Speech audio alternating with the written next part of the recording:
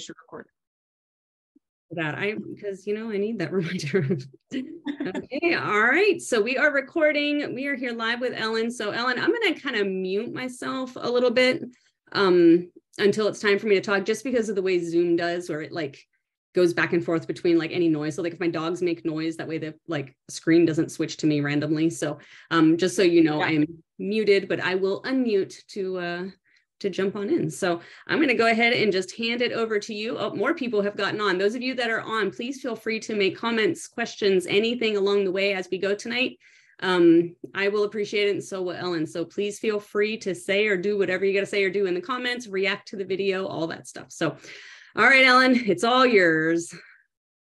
Wow, thank you. Well, such a great introduction. I first wanted to thank Kristen.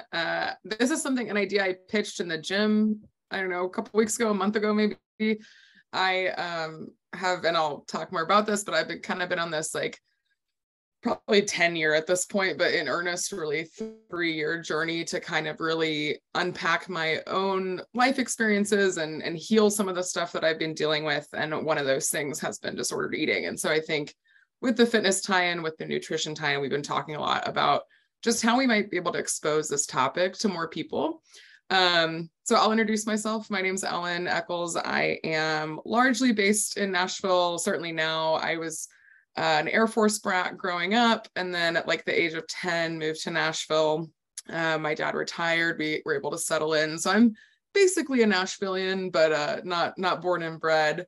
I'll talk about kind of like maybe experiences that took me places that affected this. But first and foremost, I am the current senior manager for safety advocacy at Lyft, the rideshare app. And one of the things that has afforded me is to be a credentialed victims advocate, which is a national certification you can get.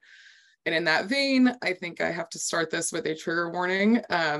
We care a lot about trauma-informed recovery and how we talk about these concepts. And I just want to be really honest and do some disclaimers up top. I will be talking about PTSD symptoms, disordered eating, some trauma-informed recovery approaches, and also just some, emotionally heavy topics. So if there's ever a moment in this live that feels uncomfortable for you, or instinctually you feel like not a great place for you to be headspace-wise, please feel free to leave. I will not be offended. Your instincts are most important here. And these are some difficult topics. And so as a credentialed advocate, I have to kind of make that statement up top. So just wanted to offer that safety net too, if we get too real. Nothing's going to be crazy, but I just want to make sure that we kind of account for everyone's mental state. So yeah, who am I and why do I even have a thing to talk about here? I kind of grew up as a bigger child. Most women in my family are overweight naturally, and so food was treated a certain way in my household, and that wasn't necessarily bad or good. I think there's not a lot of black and white in these spaces, but really a spectrum of experiences that people have. And so I grew up in a space where I was encouraged to eat and be athletic and to join sports and to dance and to do all these things that were great. But physically, I was, represented in a society, or underrepresented in a society that in the 90s was certainly chasing skinniness and, food restriction. I don't know if you guys remember Atkins and Weight Watchers and all the fad diets of the 90s that really played a huge role. And so while my home wasn't necessarily aggressive in these things, I do remember being on Weight Watchers when I was in middle school and like having to kind of contend with this 90s diet culture that I think we all kind of, depending on what age you are, remember probably being plastered in commercials, advertisements, the media, all these things. And so I think because I was encouraged to do a lot of things, I didn't get picked on a ton, but I knew that I was bigger than other kids, but my home life was pretty encouraging. So it wasn't really till middle school that I kind of had this revelation that like, oh, I'm like the fat kid. And if I'm going to be perceived well or successful in life or something, it's going to come from like my personality. And I was incredibly encouraged by my parents to be academically successful, to be social, to be in activities, all the things. So I wouldn't even mark that time as a point where I was upset about how I looked, but I did have to like contend with it at some point. And all of that kind of led into how I viewed myself into high school and college, and even now, to understand like, okay, well, like I don't hate myself, I don't think, but that doesn't mean that I wasn't having some early connotations of food might be bad, or like you might have to restrict food, or all these things that I think kind of pervaded our culture at the time.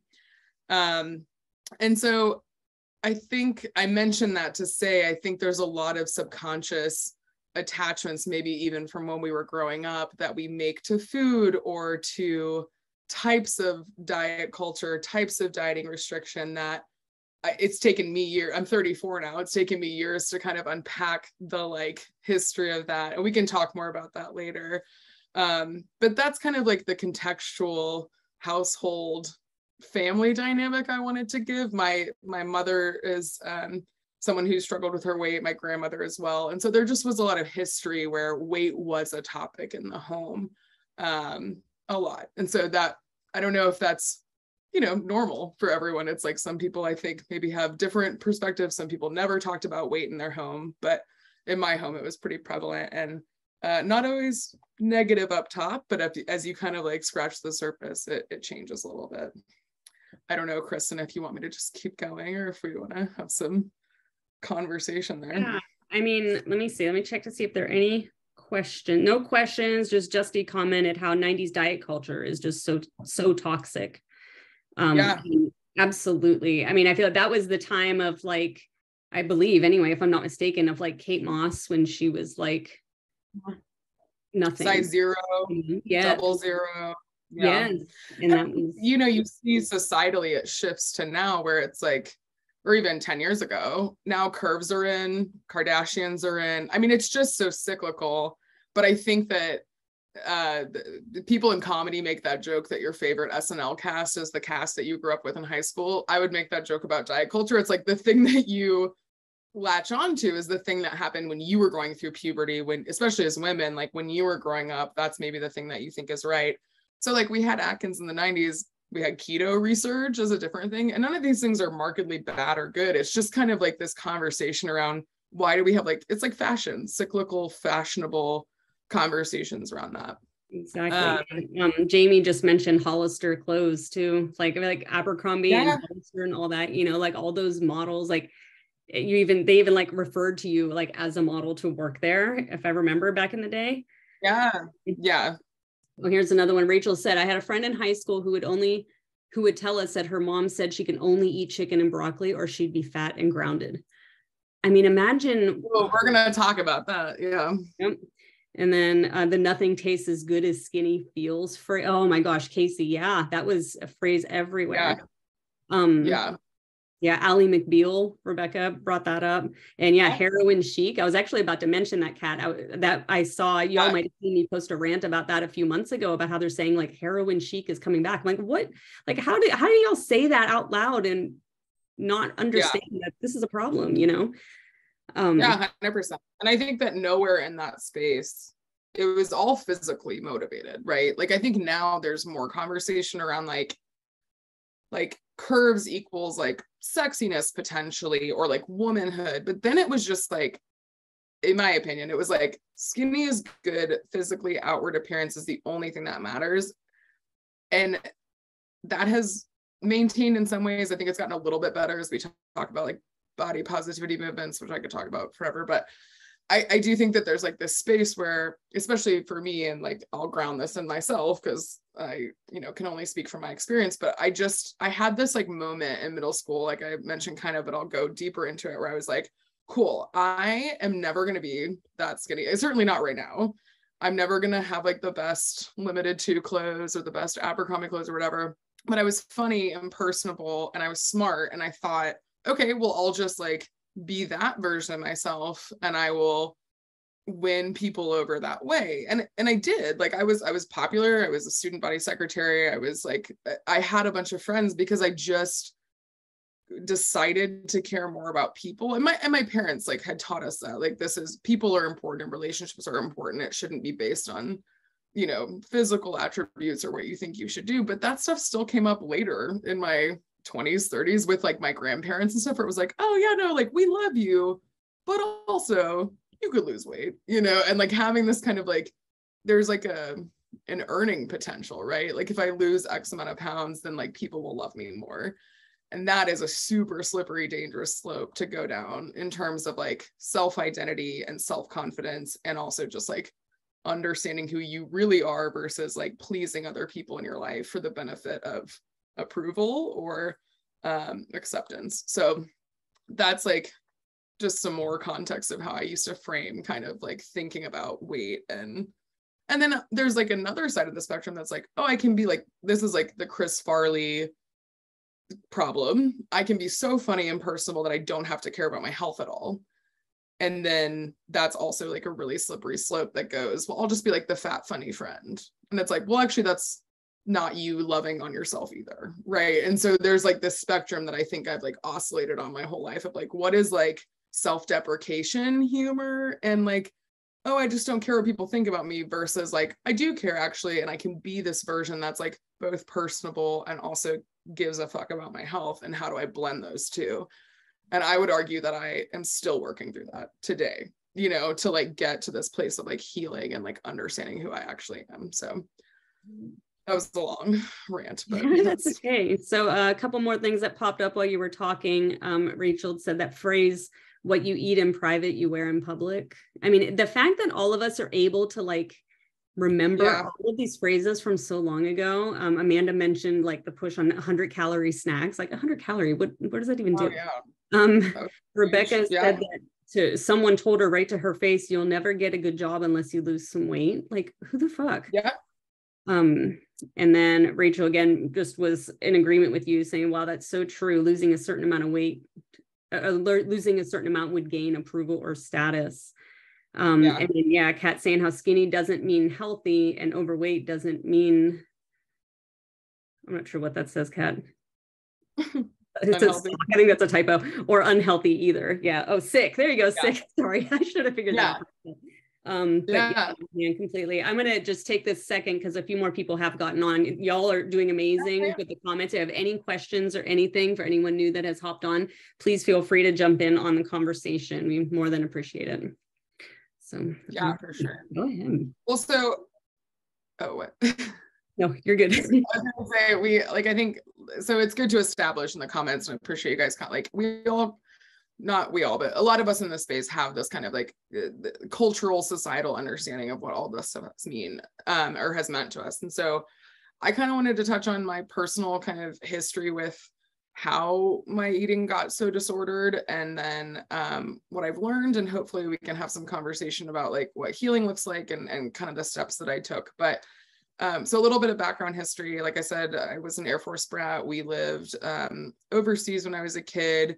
And I would say, I'm going to talk, let me backtrack. I'm going to talk about some therapy psychology terms tonight. They're very like low bar, like you'll probably get all of them. But I just, if I don't explain a concept well, please comment that and I can kind of like talk through it. But some of the main things I'm going to talk about is nervous system regulation or deregulation, the fight, flight, or freeze model. So kind of how your body and nervous system responds to stress and to calm, you know, the differences there. Survival mode, which is part of that fight, flight, or freeze. And then kind of a concept around autopilot versus consciousness and mindfulness. And then another term you'll hear me use is big T and little t traumas. You know, all trauma is valid, but there are some ways that we interpret trauma that is a little bit different. And so I will probably reference a lot of those terms during this talk. Again, like ping the chat, let me know if I need to like click down on something and explain it further. But so yeah, I had lived overseas as a kid and had what I would describe as a really great home life. And I would say the first big T trauma that entered my life was we got evacuated from Kuwait when I was about 9 years old. It was not that dramatic. We left in the middle of the night on a commercial plane. It was not like a military evacuation, but it was a preparation move because my dad needed to do some stuff at the embassy if a certain political thing played out. And so he had to get the family out. So I would have told you for years that like wasn't traumatic. It was like, it was fine. I was 9. It was great. We left my dad. It was fine. And it wasn't until I moved to Egypt in my 20s. I did a fellowship in Cairo, Egypt in 2010 to 2011. And as some of you might know, that's the year that the Arab Spring happened. And so there was a full revolution in Northern Africa and some other Middle Eastern countries. And I was in Cairo for 10 to 14 days on house arrest, and then left the country for like 2 weeks and got evacuated again. This was my second evacuation in my life, a big T trauma, and came back to the States for a couple of weeks. And I ended up going back to Egypt. But after I finished that time, I came back to the States in that summer, and I just wasn't myself. I was very agitated all the time, really irritable. I was not sleeping well at all. I couldn't remember certain aspects of what had happened, but also I was like kind of seeing and hallucinating things that had happened. And I share this all to say that what it ended up in was an actual diagnosis of PTSD for this specific event, for the event in Egypt. And so I went for the first time to therapy and had a really precious therapist that I love very much that was in my life before. And, you know, we're talking, he knew my family, we're talking about this stuff. And essentially he blew the lid off. Like, you have all this other childhood trauma too. And it's not crazy, but like, you haven't ever talked about it. And it's just been this thing that's like, yeah, that's just like what my family did, but it's actually not insignificant in how it like affected your upbringing. And so for the first time at that time, probably 22 years, I finally kind of like uncorked the lid on just like family relations, what Kuwait had done, what like just even what our lifestyle as being in the military had like produced. I'm so sorry, there's a gnat right in front of me. And just like how your childhood brain interprets some of the stuff that you is like normalized because it's your family and that's like the only thing that you know. And so that really kind of kicked off what I would say is this, if I was 23 then, I'm 34 now, so 10 or 11 year journey of kind of going back and forth and being in and out of therapy, trying to kind of figure out like how all this stuff presented. And so I think through that, I was able to kind of understand more about like what was out there as in terms of diagnoses and categories and like just ways to understand your own behavior, if that makes sense. Like, doesn't have to be a diagnosis that's incredibly, you know, serious or not, but just even categorizing behaviors and kind of understanding like how you're acting. And so I will pause there and maybe shift into like the topic tonight of like how disordered eating kind of came into it, and then I can tie the pieces together if you think that makes sense, Kristen. Mm-hmm. Yep. Okay. Let me see. We'll take this second. Nothing new in there, just Rachel commenting that she loves that the psychological aspect is being touched on here, from the psychology major, the whatever you behavior analyst or whatever her job. Well, that's a good segue into my disclaimer that I am not a psychologist, but I am, like I said, a credentialed victims advocate. I've been in the safety, security / trauma-informed space for a very long time. And so this is just my personal experience with definitions. There's a ton of resources that Kristen has put together too, and I'm happy to offer resources of not just my own like therapist and I's conversation, but like places I've gone for understanding of my own diagnosis and things. But so I know we're all here to talk about disordered eating. I wanted to touch on what disordered eating means as a concept, and then also just maybe what it's not, because I think that's a lot of what's confusing with it. So I say that I have a version of disordered eating. I do have a specific diagnosis under the DSM, which is the psychological kind of collection of diagnoses that I can share later. But I think societally, we think anorexia nervosa, bulimia. Like those are the two eating disorders. And I think that, you know, the kind of the reason we want to talk about this, and I know Kristen shared a lot, it is Eating Disorder Awareness Week, which is great. And I think like there is a lot of shame and secrecy around eating disorders or disordered eating. And the reason those two terms are different, I think, is because of what's classified by the DSM-5. So like or not 5, where Rachel can correct me, we're on a different volume of the DSM now, but when I got diagnosed, it was the 5. But you know, what credentialed psychologists recognize versus like what is just out there, I think is like different still, and that's good. It can be both, right? Like there's clinical diagnoses, and then there's like what I think is just disordered based on society's triggers or like labels of what's good or not. And so I was kind of like writing some stuff out that I would call normalized, but not probably healthy way to look at food. And so you know, it's not just those extremes. It's not even just the like spectrum of disorders that the DSM recognizes now, but things around like guilt with food, anything with guilt with food, I find to be incredibly troubling. I think it's usually always an indication that someone has some level of unhealthy like concept of what food should be or what fuel is or how food should be in their life. We do a lot of bargaining. I'm so bad, I shouldn't eat this. Oh, if I run a mile, then I can have pizza. If I ate clean all week, then I can just really go wild this weekend. For some people, that's not a problem. Like it does end up balancing out, but for some people, it can be really, you know, taken to the nth degree where it's so restrictive or it's so parcelized. Like I can only eat this thing on this day and I can only enjoy this thing. And then I'm gatekeeping my own enjoyment. And I would argue, like, is that even enjoyment at that point? You know, like, I don't know. I think that that's such a slippery slope too, because sometimes it starts out very small and very innocently. And then it's like, oh, well, you know, you do that a few times and that just becomes your normal. And then it goes a tiny little baby step beyond that. And then it just continues on to, you know, a potentially dangerous situation. And so a lot of, like you said, a lot of these behaviors aren't eating disorders officially. A lot of the behaviors that we have as a society in general, and I've mentioned this kind of in posting about this live tonight, is that so many of our behaviors that we think are normal, that are even like recommended on Instagram from influencers and whatever, is incredibly disordered. And to just be aware of what those behaviors are and what those ways of thinking are, just to protect ourselves, you know?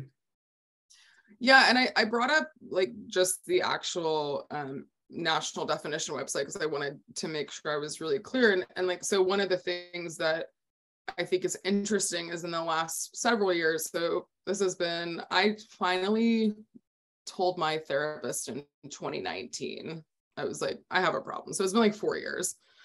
But I had been doing that for years before that. And I'll describe more about that. But like, what's funny is that the thing that I have is literally called other specified feeding or eating disorder. Like it's just, so it's OSFED, but it's that vague. It's like, you just have another way that your eating is disordered that isn't bulimia or binge eating or anorexia or this thing. And so even like the community of professionals is trying to keep up with, like, people are really out here experiencing super different levels of disordered eating that is hard to quantify scientifically because it's super individual.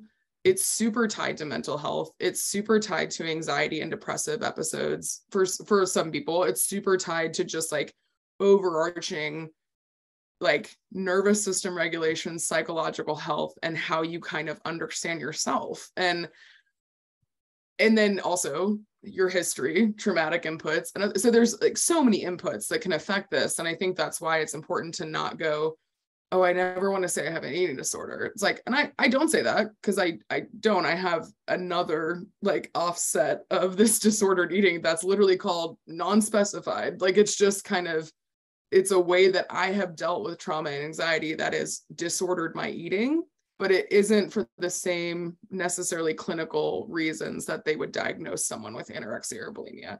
A lot of which has to do with body dysmorphia and wanting to be thin, and like that is not where my root cause comes from, which is like an interesting, so I can get into more of that. But I think when I first kind of felt this space of like, this is not a normal way to eat, and I have kind of lost the plot on like And I think I told Kristen this when we first, I was like, I don't feel hungry normally in a good way. Like I don't have these like kind of pattern behaviors. And it's because, so post Cairo, I went to Afghanistan. My career is in security and international development. And Afghanistan, I think a lot of people in my life were like, oh, you got PTSD from Egypt. Like you're definitely going to be like messed up from Afghanistan. And I wasn't in the same way. I knew exactly what I was getting into. One of the symptoms of PTSD is that it's unexpected and kind of like sneaks up on you. And that's what Cairo was. I felt very safe in Cairo. And then the Arab Spring happened. And I was like, oh, I don't feel safe anymore. And I had like a very different reaction. Afghanistan was like, this is my job. I know what I'm getting into, all these things. But something I realized was that the hypervigilant state of being in, I'm sorry, this gnat is really, it's like right in my face. I don't know why, it's just right here. This hypervigilant state of being constantly in a war zone was making me try to control anything that I could control. And what I could control was how I physically felt and what I ate and how I like was in the world. And so I would say that was the worst like turn for me in terms of like, how did I get from like, I'm okay mostly to like feeling like I had disordered eating. And my youth didn't necessarily set me up for success. Like I said, I was on Weight Watchers as a kid. Like I was probably disordered then. I just didn't like feel like it all the time. When I was in Afghanistan, I really started to develop some bad habits around the connection between my eating and my hypervigilance, nervous system deregulation. Like that connection got really strong. And so now, and I was going to share more about this and things I've learned, but I know now that I am hyper triggered in my eating habits by patterns of how stressed I am or how deregulated I am. And that deregulation just means like we're in one of those fight or flight or freeze states. We're not in our brain, our body thinks it needs to survive. And that sounds really dramatic, like a lion's running after you, but it actually can just happen in relationships in your life. It can happen in normal work stress, normal life stress, where like so many of us are disassociated. We're on autopilot. We're not in consciousness. We're not feeling our feet touch the ground and feeling connected and feeling like ourselves. We're going, this is what I do every day. I just have to push through. And so when you start to kind of unpack that and go into like, how do I feel conscious and mindful? That blew the roof off for me. I was like, oh, like once I did this work, I understood how fucked up this way that I was eating and dealing with my anxiety was. And it was in 2019 was the first time that I was driving on the way there. And I was like, I think I'm going to tell her tonight. And I had seen this therapist for like 3 years. And when I told her that day, she goes, when did you know you were going to tell me that? And I was like, probably a year ago, but then mostly on the ride here. Like, I just like decided that I couldn't like be ashamed of this thing anymore. Like I needed help. And I, like I said, don't have one of the big 3 disorders. I have something I have lived with forever that no one ever knew about. And that's the secret shame that doesn't need to be shameful that I'm hoping to kind of talk through with folks tonight. That's like, it is way more common than people think. It is way more normalized. And that's upsetting because that means that we're just like, yeah, this is how I live. And that's, in my opinion, not how we need to live, you know? Right. Yeah. Justy commented in here, kind of something you had mentioned earlier, and she said feels guilty after eating, and then she put the little hand raise emoji, and then I can't tell who on this app right now, but somebody also liked it in agreement. And then Laura just said that I appreciate you talking about this. I started struggling with very, very similar things around 9 years old, and I think that's a really important thing too. I mean, a lot of y'all know that I was a teacher. I taught mostly 4th and 5th grade, and so those kids are like 9 through 11, and I can't tell you how many girls I saw talking about how they need to lose weight or this and that. And it starts so young. So if you have daughters, please make sure you're having these conversations with your daughters, because they may not be saying it to you, but they are probably thinking it. Our media and everything else is just so powerful that it's just something that's worth bringing up. And I would be aware of like other influences. Like I said, my parents weren't those people. It was my grandparents actually that were like, my grandmother specifically on one side of my family. My brothers were always skinny. like I said, this goes through women in my family. Like, so my brother's always skinny and like could snack in the summers with full autonomy. But like mine was like, do you need that snack?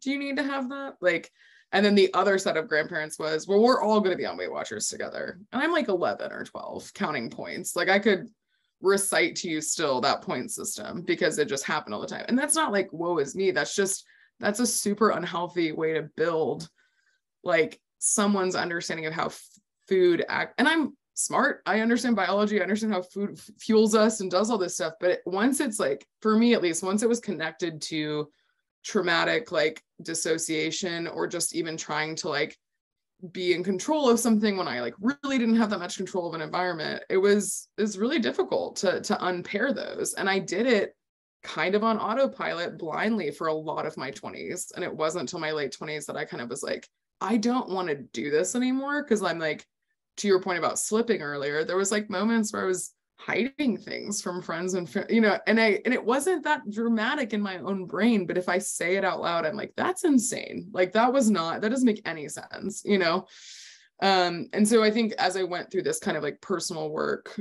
understanding of how do I unpack who other people wanted me to be and my own, like, how do I, like, to be honest with y'all, I'm meeting myself at 34 for the first time in a lot of ways. I've done a ton of really difficult emotional work to understand familial relationships, personal relationships, like I said, big T trauma, these huge things in Afghanistan and Cairo that happened to me. And then these like, little T things that build up of who am I? Who do I want to be?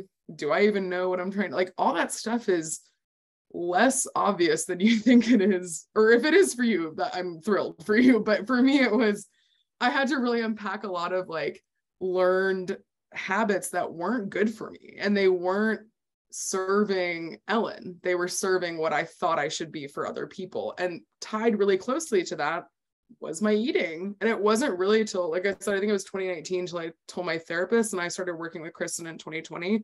And I remember being like, I'm going to have to reset my entire metabolism, my entire spit, because I just wasn't even like consciously aware of how tight it was. And then as I got more aware, now I'm able to communicate better and go, this is a bad week. I'm doing my best, and we can go into things I've learned as I've been healing through this. But like, it's a stark look in the mirror to go like, your habit self, your unconscious self is choosing this stuff because you are trying to do, it could be a host of things. For me, it was to dissociate from like trauma and dealing with that and like healing. And once I started healing, then it's like, there's nowhere else to go. And you have to really like do that personal work. I remember when you and I first got connected together and we're just talking, like, I didn't know you from anybody at the time. And you were you were the first client that I had that was concerned about making sure you eat enough.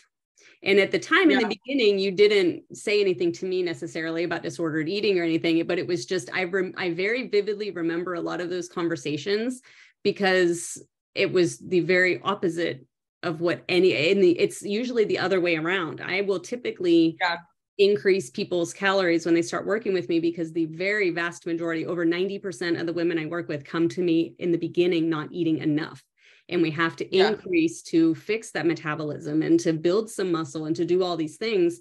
And it's oftentimes a very scary thing for them. And it's a very frustrating sometimes thing for them, but it needs done because our calories are already at a point that it's so low, we certainly can't go lower, so we have to build these things up so that we can then cut into a healthy space. But when I start talking with you, and I would check in with you and you would message me or whatever and say, am I eating enough? I'm concerned that I'm not eating enough. And it was such a flip on anything else that I was used to hearing a client say, Yeah, I think it's like, being like a bigger person your whole, one of the things I feel like I don't fit into like fat positive culture. I'm like, that's not my thing. I don't want to, like, I want to be healthy. I don't think that I don't feel a type of way about the term fat. I'm not offended by it. I also am like, that's not really the point, right? Like I wanted to be strong. And I think I told you that in our first consultation. I was like, I just want to feel healthy again. I want to feel strong. I just want to like do all this stuff. But I also was in a point in my therapy that I knew that one of my responses to traumatic triggers was I needed to feel empty. So I wouldn't eat. I'm not an emotional eater. I'm the exact opposite. It does not bring me comfort. I just want to be empty. And that was a crazy breakthrough in therapy for me the first time that my therapist and I talked about it. She was like, what does it bring you to like, bones up. What does it bring you to like feel, or like, why do you think that you develop this? And I'll be really honest, so the other specified, I have a purging disorder, or I did at the time. That was the first thing I got diagnosed with. And it is not bulimia and it's not binge eating. It's like the act of wanting to feel empty, essentially, which is like, I don't know if this is like too much to share, but I'm happy to share it. But like, it's a really hard thing to quantify because it's not bulimia and it's not binge eating, which are two separate disorders, but often go together. This is like why it's called like other non-specified. It's like, and mine was completely born out of anxiety and depression that was built off of trauma. It had nothing to do with wanting to be skinny.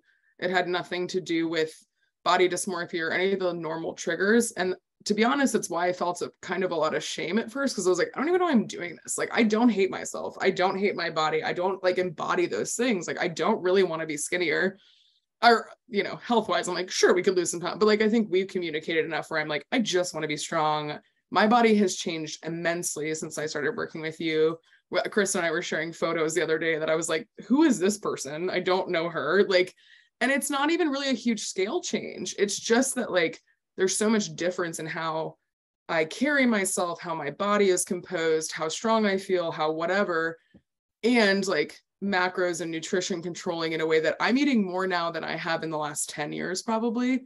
And like, that's right. I was like, I need to eat. Like I was denying myself something that I didn't even really understand why, because it wasn't about weight loss. And I had to really work through that with my therapist. I was like, I'm not even trying to be skinny. That's not even the point. I don't understand why I'm doing this. And it was really tied to other control and anxiety issues that had nothing to do with the size of my pants or looking a certain way. It was that's why I think it was so confusing for me for a long time. And it took me a lot to like unpack trauma that had led to just literally like survival tactics in my brain. And your brain is fascinating. It can wire itself for anything. Like, we can disassociate to the nth degree.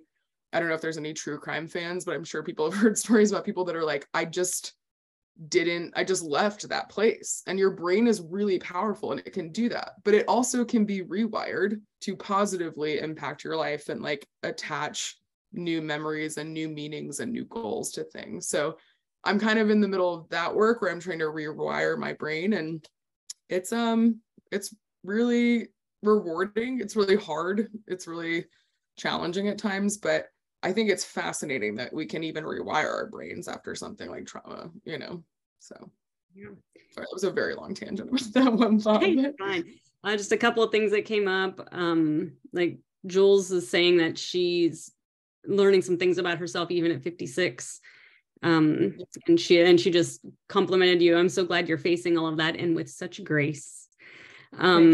Rachel is saying that she's realizing at 29 that relationship trauma from when she was 19 is still debilitating towards her current body image 10 years down the line. And then Amanda is saying that learning to eat more and within like a macro ratio, the challenge there has been to not defend her eating with her family. Kind of circling back around to kind of a little bit of what we were talking about before. That's just interesting. Yeah, I think there's a ton of like power, like empowerment to be taken back in terms of like, and that's like, truthfully, that's a big aspect of my healing, has been to like understand just that I'm not responsible for anyone else's opinion of me or emotions, and I'm fully an adult that controls what I want to do. And so like I feel that where I'm like, oh well, I have to like tell or explain or over explain why I'm doing a certain thing. Even with powerlifting, there was this moment where I was like, oh, I have to like tell people why I decided to powerlift. And it's like, I really don't. I just don't owe that explanation to anyone. And also, if I want to be the most authentic version of myself, it has to be inherently from the inside and not from other people's opinions or other things. And that's why I think it's so important to like do that work to heal in the first place. And they're not concurrent. So you don't have to heal and then live your best life. I think like, I want to be clear about that. Like I've been in therapy 4 or 5 times in my life at different amounts of time at different stages. I'm in the longest stretch right now, and it's been like 6 years. I love my therapist. She's wonderful. Therapy doesn't have to be like the entry point for everyone. I think like conversations like this are helpful, but I also think that it's like really more accessible and less daunting than it's ever been before to just like talk to a professional about even just ideas, like checking on, is this behavior something? And they'll likely have more questions, but things like BetterHelp, things like online support things, Chris and I were talking about, even, some resources that are really accessible without having to commit to something like a full-on therapy consultation. There's so much unity in our systems. Like your brain talks to your body, which talks to your past memories, which talks to your future goals. Like all these things work in harmony. And I know that sounds like kind of woo-woo, but it's true. Like it's all your stuff. Like we talk a lot in the gym and in friend groups about like the body keeps the score and all these books and studies that have been done about how your body physically retains trauma and stress and how that stuff is like completely natural. And instead, I think we go, oh, I shouldn't feel traumatized by that thing. I shouldn't be stressed out. I just need to calm down. I just need to figure it out. I need to like, I should. And it's actually like, when you stop that narrative and you go like, what has my life actually been? Like, what experiences have it been through? What were natural responses, right, wrong, or indifferent in my mind, body, and whatever soul to those experiences?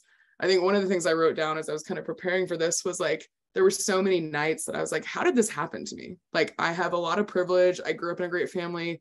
I went to great schools, like whatever. How did I end up at 29 crying on a couch to my therapist being like, I think I can't eat anymore. Like, I don't know how to do it. And I kept saying like, all this stuff happened to me. All this trauma happened to me. And it's like, sure, some of those experiences were things that I didn't expect. But what happened was that my body and my brain naturally developed defense mechanisms to help me survive those things. And that's good. That's how smart your brain is and how smart your like nervous system is to go, we have to survive these things. So we're going to do all this stuff. The greater task then is to go, what was a survival mechanism that I don't need anymore, that I can unlearn, that I can like invest in myself and go, actually, I don't have to be, I've been in probably a fight, flight, or freeze survival mode for most of my life, and I didn't know it. And you probably wouldn't have noticed it from the outside either, because I was just like in the world doing stuff, but I was so deregulated, I couldn't even like come back into my body and go like, we're safe, we're okay. And now like that's part of my process and part of my healing is meditation, like these spaces where I take to go, we're safe, we don't have to be full of this stuff, and I can feed my body with really good nutritious food that is fuel for me, that helps me do cool stuff in the gym, that helps me literally think at work. Like I wrote down, there was like bouts of my, sorry, my dog is, bouts of my time here where I would have really bad bouts of like not wanting to eat or feeling completely deregulated. I had Post-its in my house that were like, you can't think if you don't eat. And like any food is good if you'll eat it right now. And if that meant that I ate 2 McDonald's cheeseburgers, I ate, like that was good, right? And like, that's like the depth of the dark place that I was in. But now even still, those concepts still work. Like, okay, I haven't eaten all day for some reason. I was busy at work, whatever. I can eat 2 slices of pizza, 3 slices of pizza and go to bed and feel nourished. Great. Like that is some of the destigmatization that I had to do in my own brain to be like, there's food is good, so that's a lot at once, but it works. Like it worked for me to just like remind myself really simple concepts of like, this is not about restriction. This is not about like shame. It's about feeding a living organism that's doing stuff in the world, right? So it reminds me, actually, I told you yesterday that I had a question and I was like, I don't know if I want to ask this question now or if I should wait until tomorrow. This was like the perfect opportunity to Oh, ask. good. I'm thrilled. Because I'm the reason I was wondering this is because I have heard other people sharing this, and I, to a much lesser extent, have a similar experience with it. But I was wondering if for you, has being in the gym and maybe even powerlifting specifically, and kind of that concept of fueling yourself because you want to make sure you hit your deadlifts or you want to make sure you hit your bench or whatever, has that played any impact on how you feed yourself or how you perceive those kinds of things? Yeah, you want me to talk about road bacon? Is that the Yeah, I think you should, because everybody needs to know about road bacon. No, I do think, yeah. So I mean, contextually, like I started with Kristen in July of 2020. I think it was quarantine. I was like, I'm going to atrophy in my house if I don't do something, because I just wasn't, I'm a single person. Obviously I could walk in the neighborhood and stuff, but I was like, I didn't even have my dog yet. I was like, I don't know what I'm doing. I've just been like sedentary for like 3 months. It was awful. And so I think, yeah, there was like this moment where I was like, I just want to work out a little bit. I just want to like feel strong again. I was an athlete in high school as a swimmer. We did 2-a-days. Like it's not that I didn't want to feel strong, but I think you go to college, you go do your corporate, or at least for me, I did corporate jobs. Like, excuse me, your life just kind of changes and you like don't think about it. And so I was really trepidatious talking about nutrition with Kristen. I think actually at first I was like, just do training. I don't want to talk about nutrition yet. Yep. Because I was kind of like going through this thing. And yeah, I think there's a huge script flip when I finally got like, beaten down into being like, okay, do you want to compete? Powerlifting sounds fun. But even before that, I would argue, like, I just knew when I felt like crap in the gym because I hadn't eaten well, I hadn't slept well, or I just hadn't fueled in that way. And yeah, 100%, I think like this idea that like I'm testing deadlifts on Saturday morning, it's Wednesday night, I'm already thinking about what do I need to do the next couple of days so that I'm excited about going into Saturday morning to test. Like that's a very different goal that doesn't have to do with pounds lost on the scale or whatever. It has to do with like, I have a number goal in my head for deadlifts on Saturday. And if I don't get it, I'm going to be pissed. And part of that I know is sleeping, hydrating, and eating well for the next several days.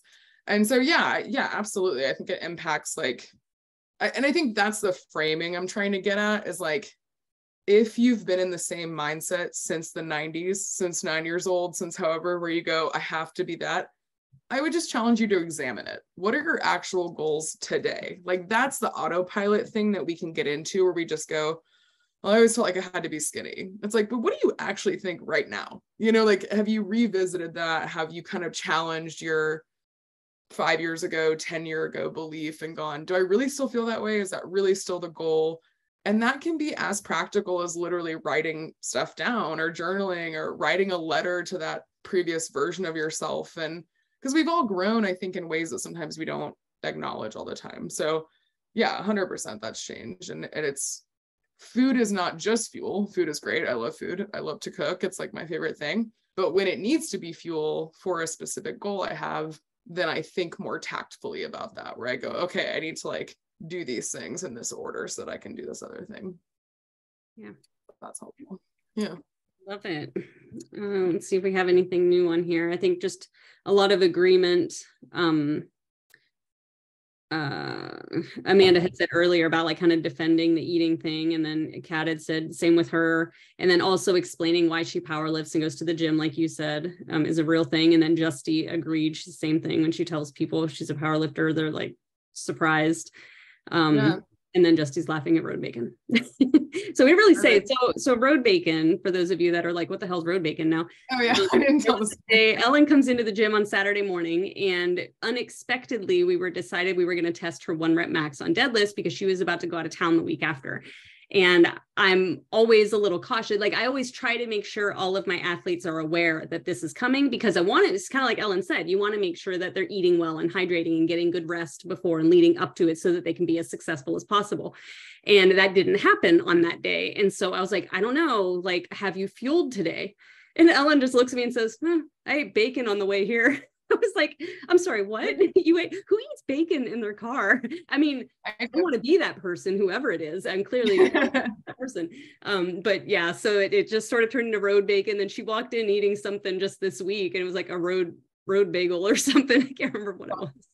I mean, I will share, like, it's a funny story, but I think there's like a root in what has helped. So this was like the last thing I was going to share, and just like things I've learned. Like, I'm a lot more self-aware about my own consciousness and triggers now. And I don't really like the word triggers. I think it's like overused now, but like, I can tell you that I understand now in 2023 better than even 3 years ago, that like an emotional conversation, an unexpected stressor has more effect on my eating than I would have liked to have said 10 years ago. Like, it really does affect me. And so now, being self-aware of that, at least I can say, okay, I had this weird conversation. It made me feel a type of way.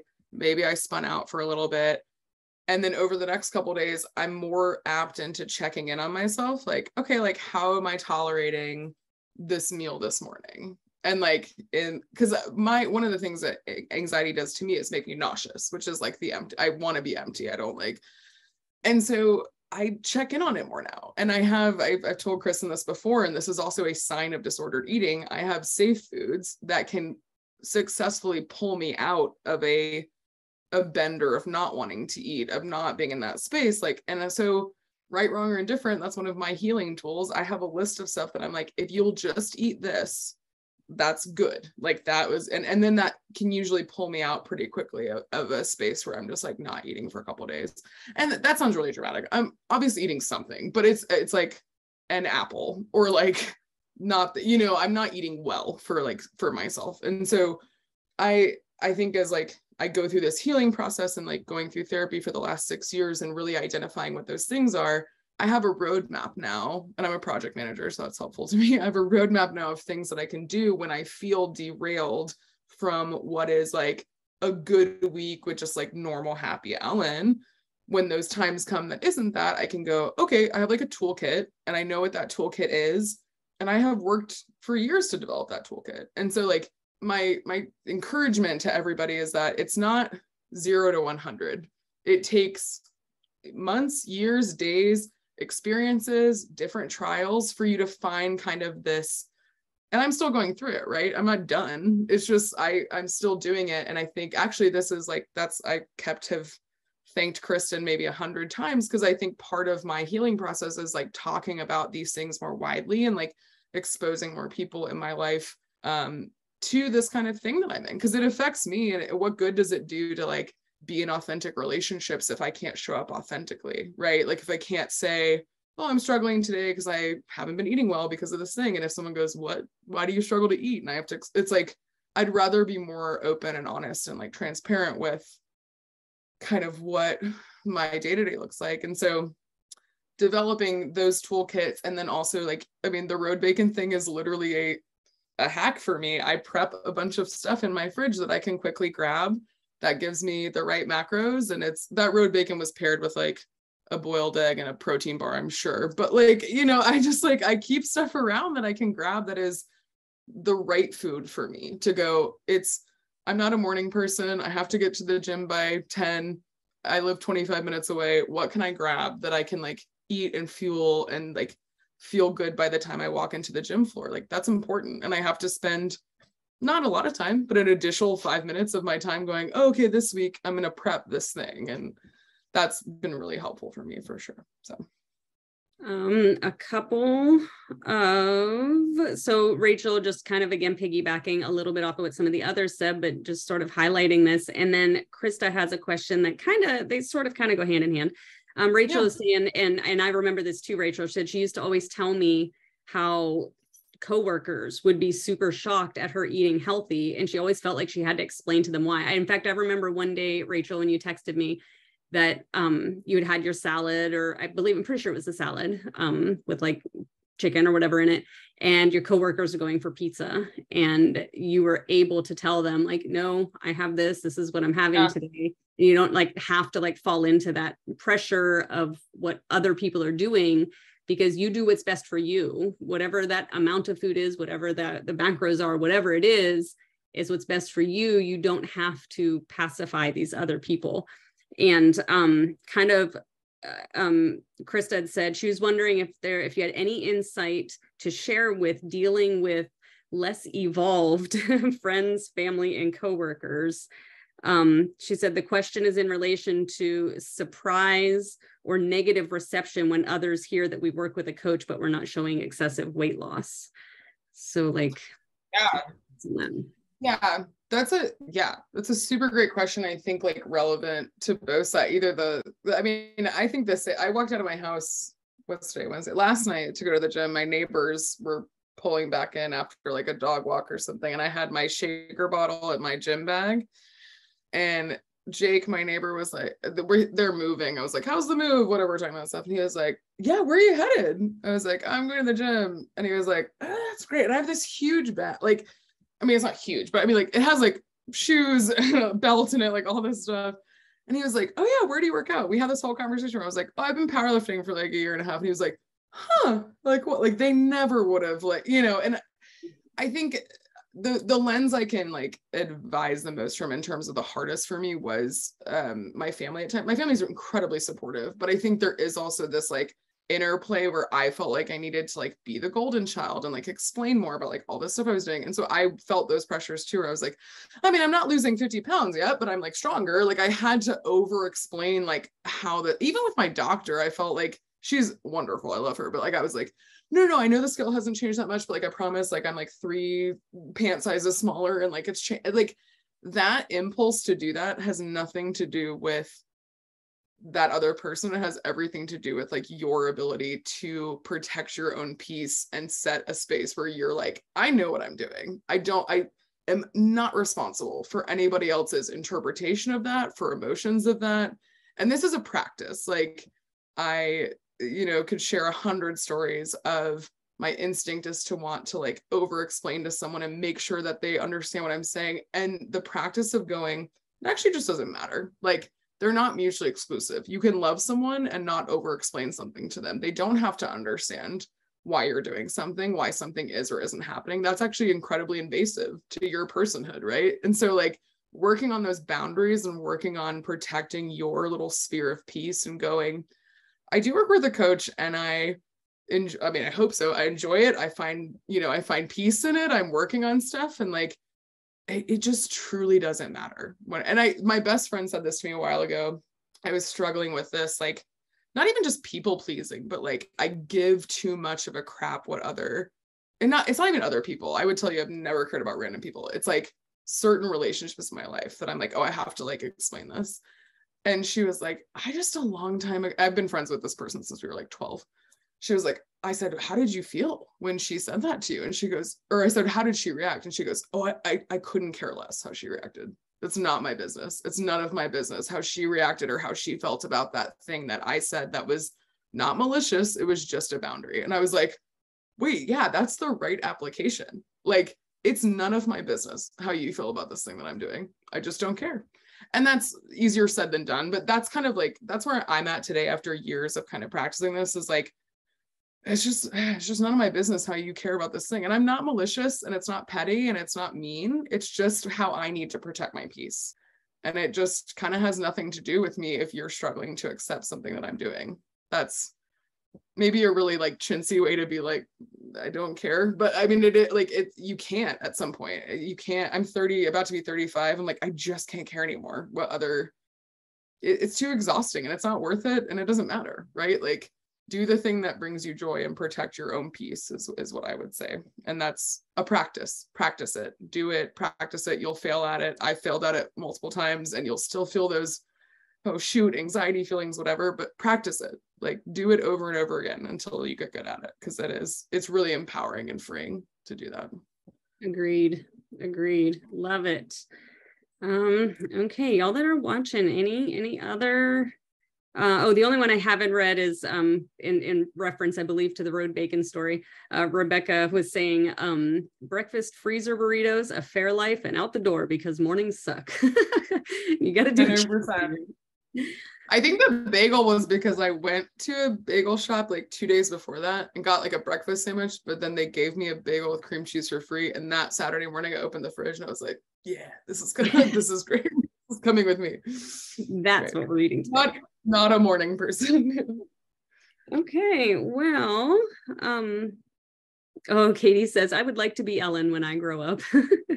Don't we all, Katie? Don't we all? That's very nice. I appreciate all.